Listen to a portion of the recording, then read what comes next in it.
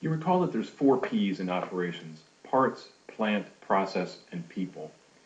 Today we're going to talk about parts, in particular inventory. We're going to talk about the purposes of inventory, what types of inventory there is, and how this inventory relates to operational performance or competitive priorities or operation strategy.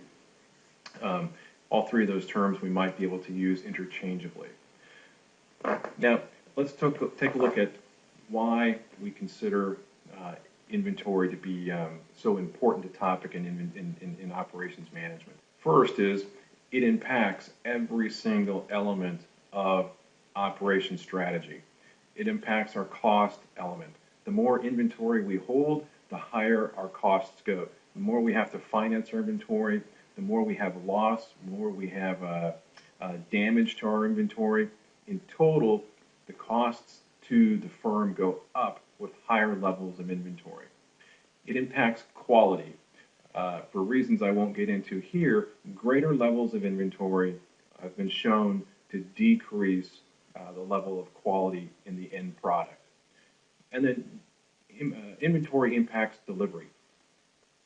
Delivery performance improves with elevated levels of inventory. If we have a whole bunch of finished goods that we can just deliver to the marketplace at the ready, then our performance improves, right? So higher levels of inventory help us have higher levels of delivery performance. And then flexibility.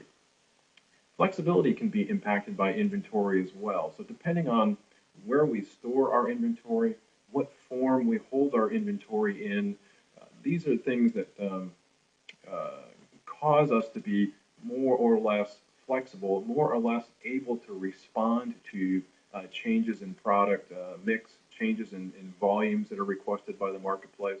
This is how inventory impacts operation strategy. The functions of inventory. Why do we hold inventory? And is inventory universally bad? The answer to that question is no. There's a variety of reasons that we hold inventory. Probably the first and foremost is so that we can decouple separate and various processes from the production process. Think about an automotive plant. Approximately every 90 seconds, a car leaves the automotive plant. Now, if we think about the distribution of sales at the dealership, it's not uniform like that. In fact, the majority of cars are sold on the weekends. So what we have is a situation where we have some buffer inventory that's there on the lot, which allows the factory to run at a constant and maybe optimal pace, but we hold the inventory on the lot so we have the materials there for the customers when they want to purchase them.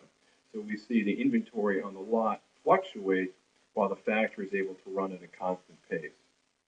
So this decoupling of the production process from demand is what that inventory does for us, and that's actually a very good thing, and we'll learn about that later on. You can also use inventory to take advantage of quantity discounts.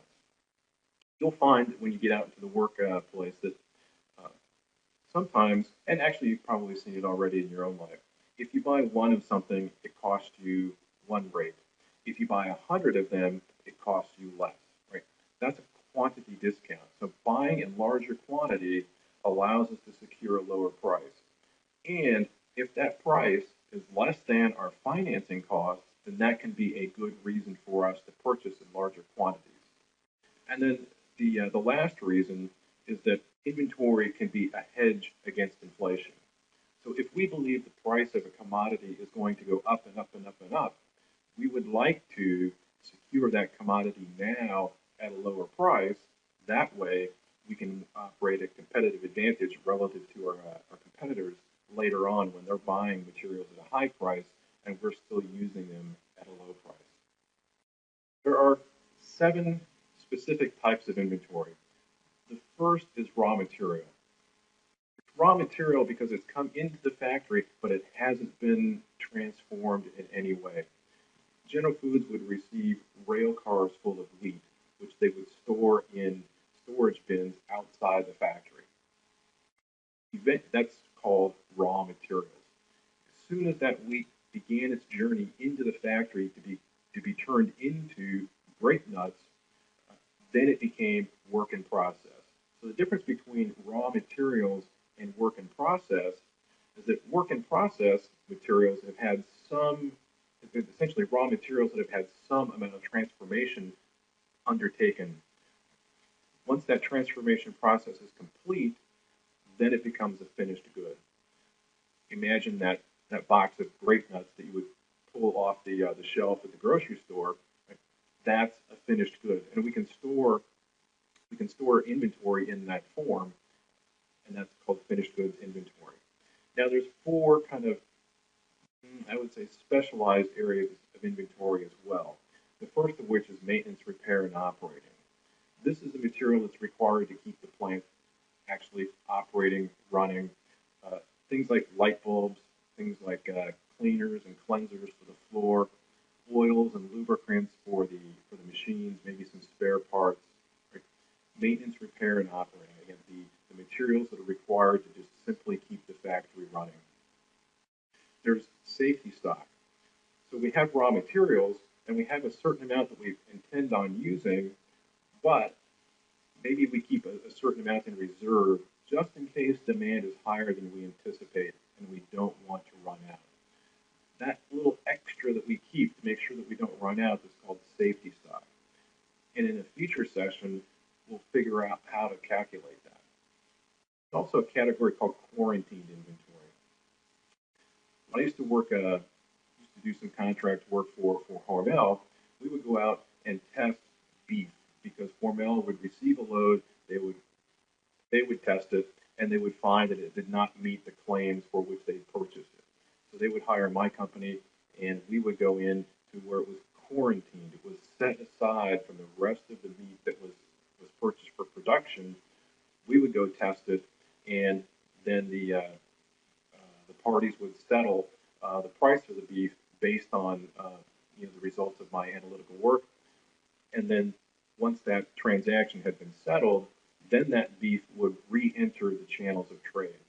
So while there's a question on that meat, it sits in quarantine. And there's also pipeline inventory. This is inventory that is, well, it originally got its name from inventory that is literally in pipelines.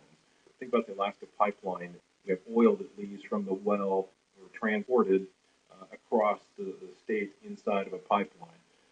Think about the gasoline truck, which is a tanker truck which is then delivering gasoline to the gas station.